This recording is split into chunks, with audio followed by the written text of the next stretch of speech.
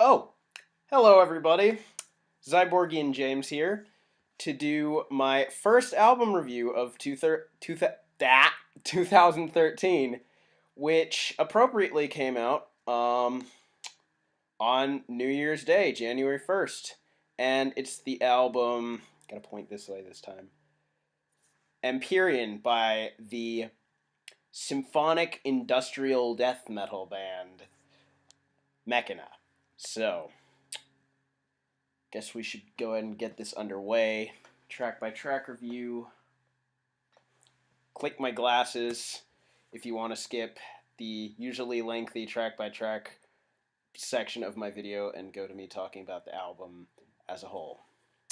All right. First track. It's sort of an intro track. It's called Aporia.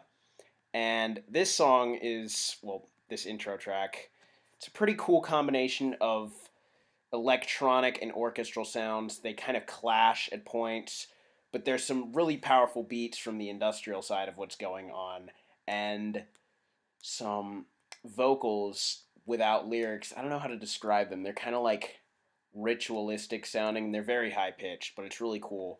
But basically, all this builds up to the first main song on the album, which is called Asterion. And right away, one of the most awesome things about this album will hit you, and that is the power of the brass samples used on this album.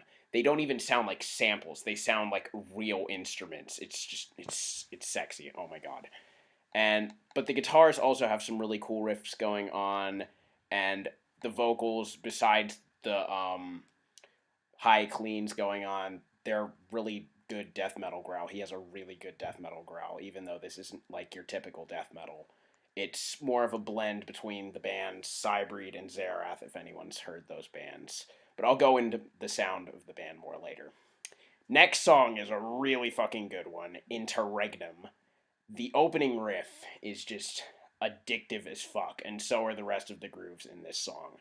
Now, when the clean vocals come in here, some people might make the mistake of thinking that they're auto-tuned, but they're not. They're just very heavily compressed. But for me, it doesn't detract much from the song because the melody going on is very good. And it sounds very similar to the melody in the chorus of another industrial metal song, which is Power Shifter by the band Fear Factory off their Mechanized album. It's kind of funny because Mechanized. Anyway, but yeah, after you hear that, then you start to notice that many of the vocals, like many of the clean sections on this album and the guitar riffs and just stuff like that, are very influenced by Fear Factory, which is very cool. And the choir and orchestra are even more powerful on this song, with just some really catchy melodies all around. Next stuff, Imperialis has got some even more complex stuff going on in the orchestra, but this song I feel is a bit underwhelming compared to the previous two. But it's not bad. I mean, there's some awesome stuff here. There's a fucking amazing chord change that goes on at 2 minutes, a little after 2 minutes, which is fucking awesome. But then after that, you get what's possibly my favorite song on the whole album. I can't decide between this and the final track on the album, but it's called Anathema. And there are some choirs in the beginning that are just like fucking epic. They're not like Winter Sun's new album tier epic, but they're just fucking epic. The melody in the choirs here sounds like it could have almost come out of a classical piece of music, which is really cool. Even though the whole album really doesn't have that much neoclassical influence, I found that to be kind of cool.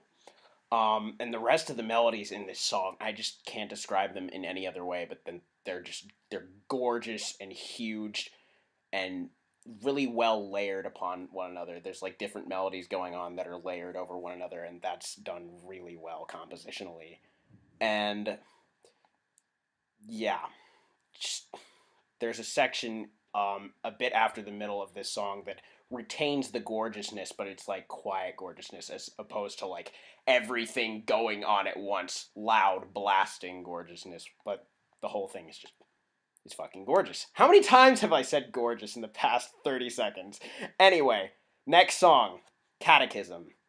It starts up after a really dark outro that closes off Anathema, and it's a good foreshadowing because I feel this is probably the most cinematic and the most dark song on the album. It just gets dark as hell at points, especially after this section where like everything drops out except for the brass and this whispering vocal.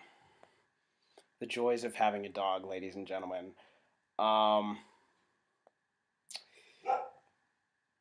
think I'm going to cut the video out here and just restart when she's done. Okay, back to where I left off. Sorry about that. This song. What were we on? Catechism. Okay.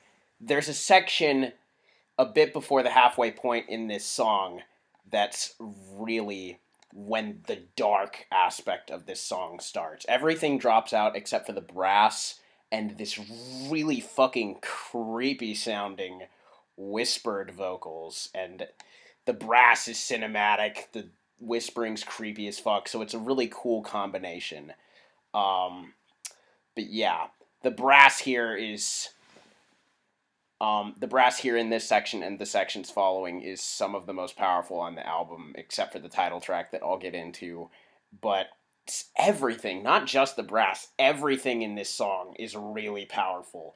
The symphonic layering over the metal instrumentalization is just extremely powerful and cool, and it sort of slowly goes along with the really fast-paced grooves. Very much like how Zerath do in their orchestrations with their music, where they've got some dissonant and slow-moving symphonic elements over really fast grooves. It's just really cool.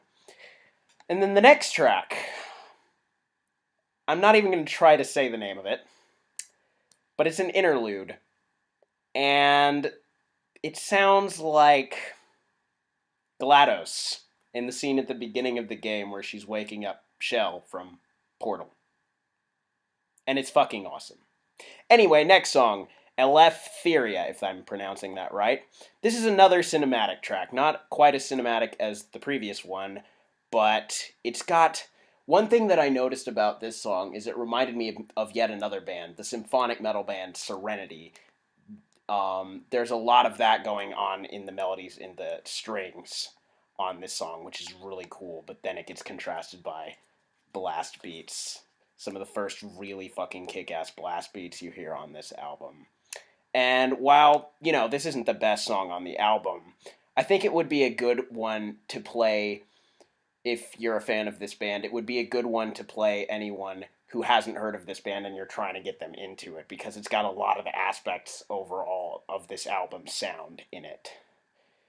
But it focuses on a few elements. That very ethereal, I guess that's a good word instead of ritualistic, that I described on the intro to the album. Very Daniel Tompkins-esque styled vocals on this track. The clean vocals on this album have a lot of Burton C. Bell from Fear Factory and Daniel Tompkins, formerly of Tesseract, stylings to them, which is very cool. And, of course, it's got the fucking blast beats and the Serenity-esque strings, which is awesome. Had to bring my dog down here so she'd be quiet. There's going to be some panting in the background, possibly. Deal with it. Anyway, then the title track happens, and this is definitely a highlight on the album. That brass, that super powerful, sexy brass, it's at its peak here. This is probably the most addictive and memorable moment on the album, for me personally, is just the melody that's in the brass that goes like, da da dum dum, at a few points in this song. Oh, gets stuck in my head. And it's layered well with everything else that's going on. The brutal fucking vocals, the grooving strings and guitars, just everything is layered very, very well here, with lush harmonies and such like that. This is probably the catchiest song on the album, too, with another great chorus, even though I feel like the chorus on the final track is probably a bit better. Yeah, and in the chorus, you get some more of that auto-tuney, compressed stuff, but I feel the melody is so good that it makes up for it yet again. And then the outro to this song leads into Infinion, the penultimate song on the album, and the last average length one because the next one, Terminus, is pretty much a 10-minute song. And this song, it kind of starts out with a metalcore breakdown kind of groove. But it's interesting to listen to at the same time, even though it's a metalcore-ish breakdown kind of thing, because it's got a lot of great symphonic layering going on over it, like you have in most of the rest of the album. So that's what makes it interesting and awesome to listen to.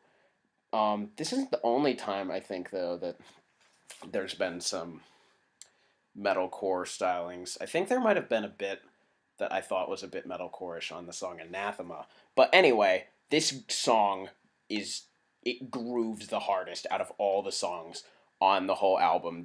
There are some just memorable as fuck grooves here. A couple of my favorite riffs that I heard on the album are on this song.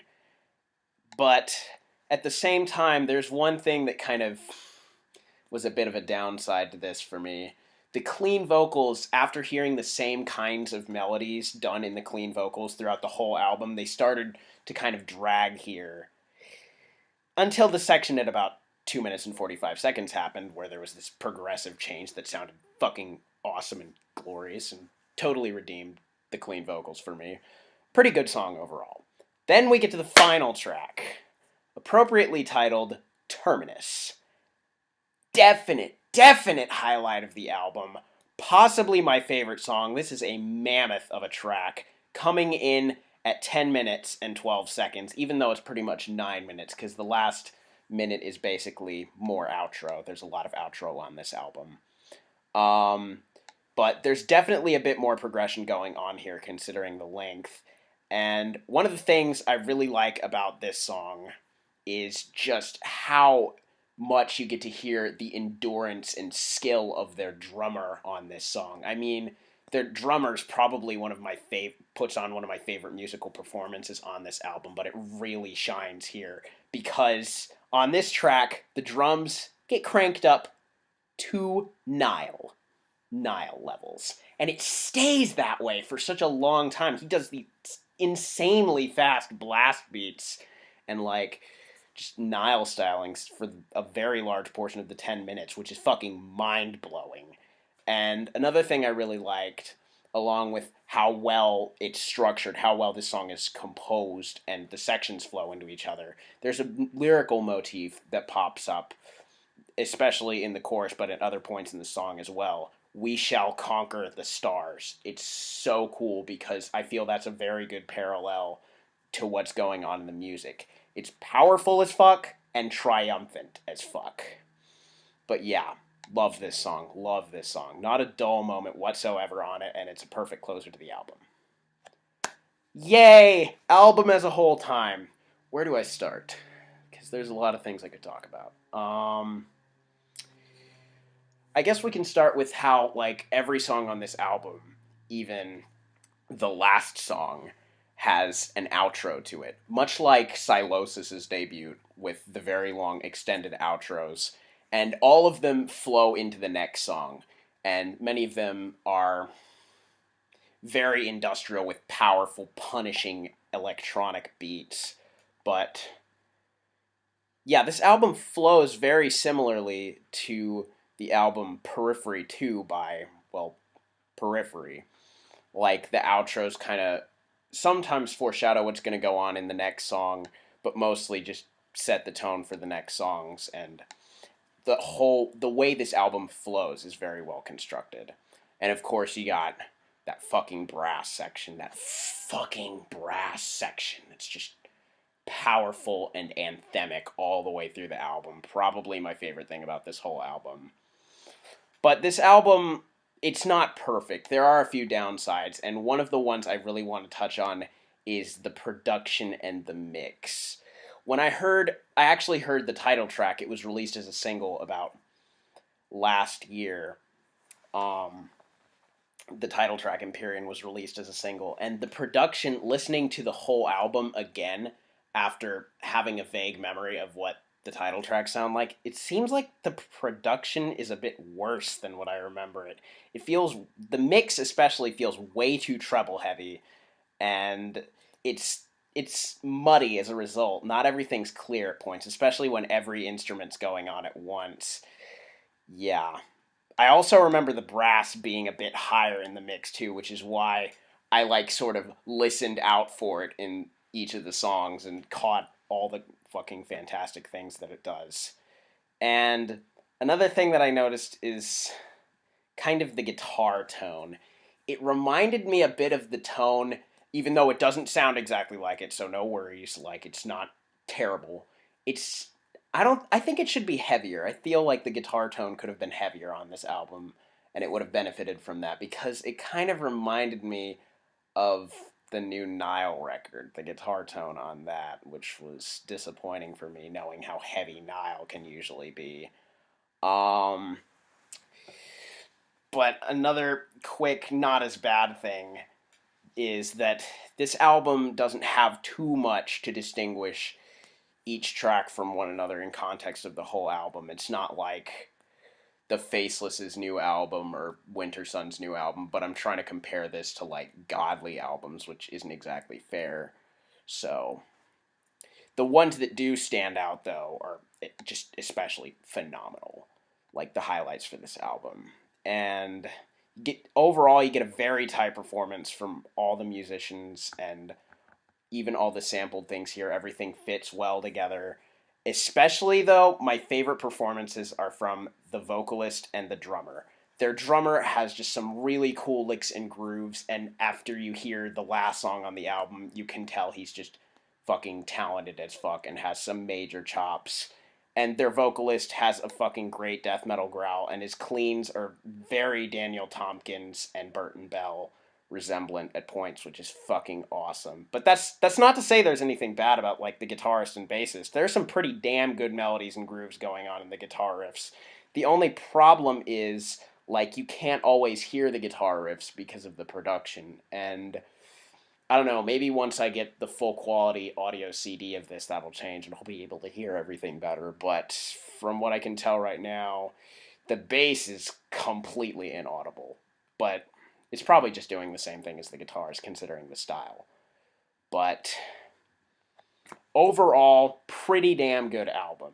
Fans of bands like Fear Factory, Cybreed, Zerath, Periphery, and Tesseract definitely, without question, should check this out. Pretty strong 8.5 out of 10 for me is what I give this record. Give it a listen, though. See what you guys think. Leave me a, description of what you think about this album in the comments, and I'll see you guys later.